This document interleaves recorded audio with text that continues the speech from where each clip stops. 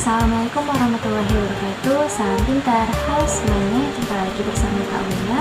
Kali ini kita akan membahas KD 3.5 yaitu arus bolak-balik. Nah, pada pertemuan kali ini kita akan membahas beberapa subtopik. Yang pertama, arus dan tegangan bolak-balik. Yang kedua, nilai efektif arus dan tegangan bolak-balik. Yang ketiga, rangkaian RLC. Dan yang keempat, daya arus bolak-balik. Nah, sebelum lanjut ke materi berikutnya, adik-adik tahu nggak sih apa itu arus bolak-balik? Jadi, arus bolak-balik ini adalah arus listrik yang arahnya selalu berubah-ubah secara kontinu atau periodik, biasa disebut dengan alternating current. Nah, sumber dari arus bolak-balik ini adalah generator arus bolak-balik yang terdiri dari sebuah kumparan persegi panjang yang diputar dalam medan magnetik homogen sehingga menghasilkan GGL induksi. Nah, hasil dari GGL induksi itu berupa arus bolak-balik. Karena sumbernya dari arus bolak-balik itu berupa GGL induksi, maka hasilnya di sini adalah berupa gelombang sinusoidal yang berubah terhadap waktu. Bentuk dari tegangan bolak-balik bisa diamati pada grafik di bawah ini dengan persamaan V sama dengan Pm sin omega T.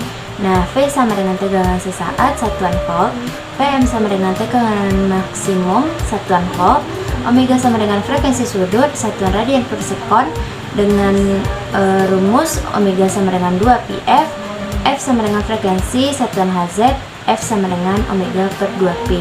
Nah, berikut adalah bentuk arus bolak-balik bisa diamati pada grafik di bawah ini dengan persamaan I sama dengan Im sin omega T. Topik selanjutnya yaitu nilai efektif arus dan tegangan bolak-balik. Nah, nilai efektif arus dan tegangan bolak-balik yaitu nilai arus dan tegangan bolak-balik yang setara dengan arus searah dalam waktu yang sama. Jika mengalir dalam hambatan yang sama, akan menghasilkan kalor yang sama. Hubungan antara nilai efektif dan nilai maksimum dapat dinyatakan dalam persamaan Pf sama dengan Pm per akar 2 sama dengan 0,707 pm dan arus efektif sama dengan Im per akar 2 sama dengan 0,707 Im, di mana Vf sama dengan tegangan efektif satuan volt, If sama dengan kuat arus efektif satuan ampere, Pm sama dengan tegangan maksimum satuan volt, Im sama dengan kuat arus maksimum satuan ampere.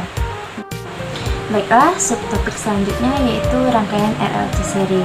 Nah, kita perhatikan di sini ada resistor R, ada induktor L, dan ada kapasitor C, disusun secara seri tanpa ada percabangan. Kemudian komponen-komponen ini dihubungkan dengan sebuah sumber tegangan bolak-balik yang kita sebut sebagai VAC.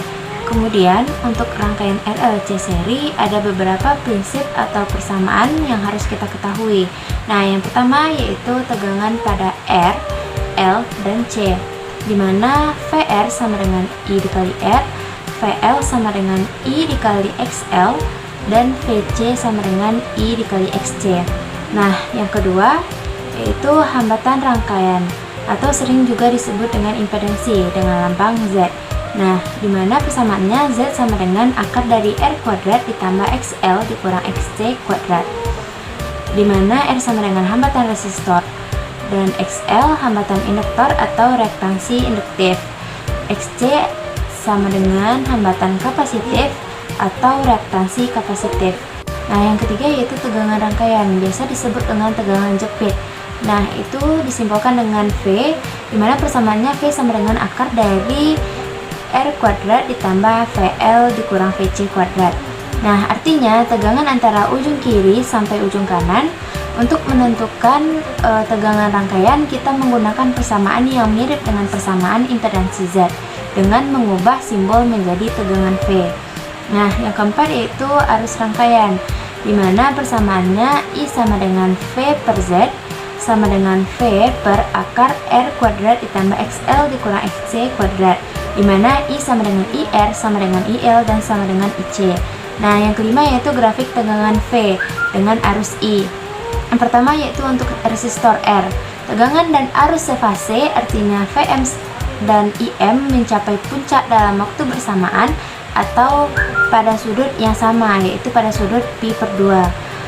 Yang kedua yaitu arus untuk induktor L. di mana tegangan mendahului arus dengan beda sudut fase pi/2. Dengan memperhatikan grafik, untuk tegangan VL itu mencapai puncaknya pertama kali pada sudut 0 derajat, tetapi untuk arus mencapai puncaknya pertama kali pada sudut pi/2.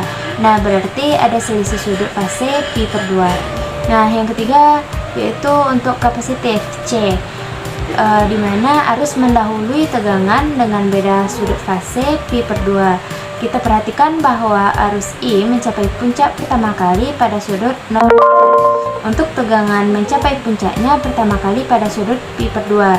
Nah, berarti ada selisih antara arus dan tegangan sebesar pi/2.